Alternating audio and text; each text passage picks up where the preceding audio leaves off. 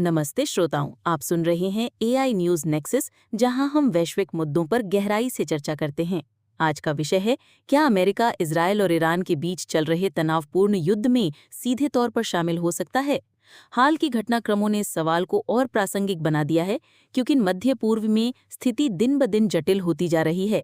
19 जून 2025 तक इजरायल और ईरान के बीच हवाई हमले और मिसाइल हमले जारी हैं और अमेरिका की भूमिका पर वैश्विक नजरें टिकी हैं। आइए इस मुद्दे को गहराई से समझते हैं। पृष्ठभूमि, वर्तमान स्थिति। इजरायल और ईरान के बीच युद्ध 13 जून 2025 को शुरू हुआ, जब इजरायल ने ईरान के परमाणु और सैन्य ठिकानों पर बड़े पैमाने पर हवाई हमले किए। इन हमलों में ईरान के कई सैन्य अधिकारी और परमाणु वैज्ञानिक मारे गए और नतांज जैसे महत्वपूर्ण परमाणु स्थलों को नुकसान पहुंचा। जवाब में ईरान ने इजरायल पर बैलिस्टिक मिसाइलें दांगी, जिनमें तेल अवीव और यरूशलेम जैसे शहरों को निशाना बनाया गया। यह युद्ध अब अपने 7वें दिन में है और दोनों पक्षों में हताहतों की संख्या बढ़ रही है। अमेरिका, जो इजरायल का लंबे समय से सहयोगी रहा है, इस संघर्ष में अब तक प्रत्यक्ष सैन्य कार्रवाई से दूर रहा है।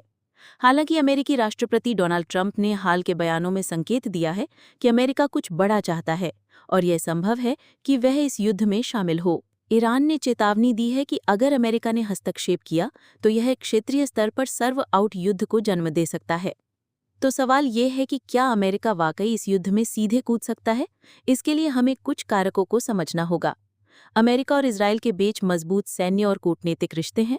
अमेरिका हर साल इजरायल को अरबों डॉलर की सैन्य सहायता देता है और हमेशा इजरायल की आत्मरक्षा के अधिकार का समर्थन करता रहा है।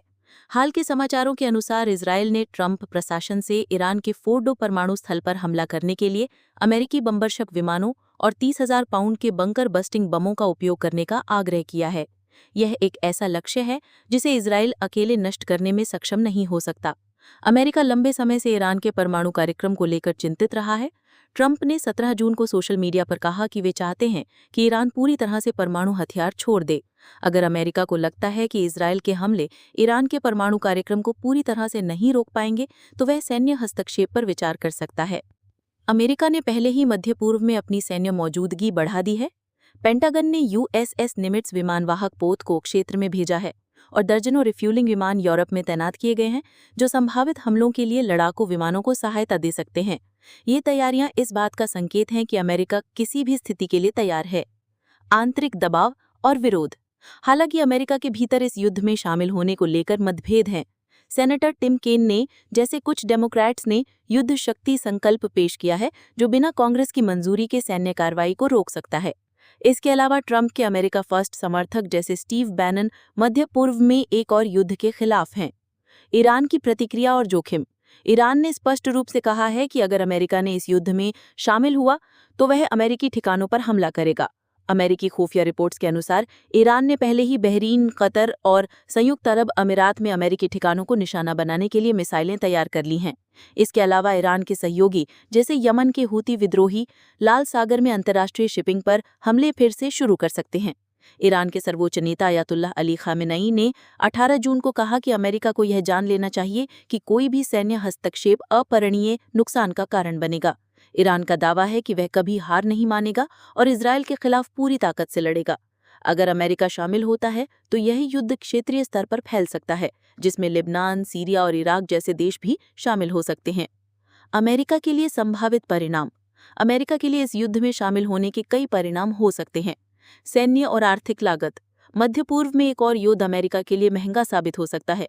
2001 से बाद से इराक और अफगानिस्तान में युद्धों पर पहले ही $1 ट्रिलियन खर्च हो चुके हैं।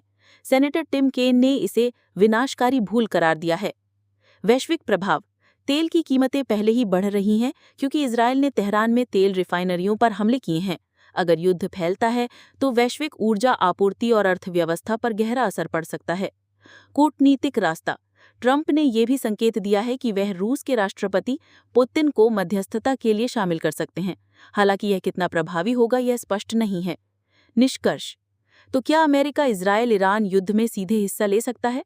जवाब है हाँ, यह संभव है, खास तौर पर अगर इजरायल के परमाणु खतरे को रोकने के लिए अमेरिकी हस्तक्षेप जरूरी हो जाए। लेकिन यह निर्णय जोखिमों से भरा है और क्षेत्रीय युद्ध को जन्म दे सकता है। ट्रंप प्रशासन के अगले कदम और कांग्रेस का रुख इस मामले में निर्णायक होगा। श्रोताओं, आप इस बारे में क्या सोचते हैं? क्या अमेरिका को इस युद्ध में शामिल होना चाहिए या कूटनीति का रास्ता अपनाना चाहिए? हमें अपने विचार कमेंट में जरूर बताएं। अगले एपिसोड तक बने रहिए हमारे साथ। नमस्ते। श्रोताओं, अगर आपको हमारा ये पॉडकास्ट पसंद आया और आप ऐसे ही महत्वपूर्ण मुद्दों पर गहन चर्चा सुनना चाहते हैं, तो कृपया हमारे YouTube चैनल AI न्यूज़ नेक्फिस को सब्सक्राइब करना न भूलें। बस नीचे दिए गए सब्सक्राइब बटन को दबाएं और बेल आइकन को क्लिक करें ताकि आपको हमारे हर नए एपिसोड की सूचना मिले। आपका समर्थन हमारे लिए बहुत मायने रखता है और इससे हम आपके लिए और बेहतर कंटेंट ला सकते हैं। तो अभी सब्सक्राइब करें और हमारे समुदाय का हिस्सा बने। धन्यवाद।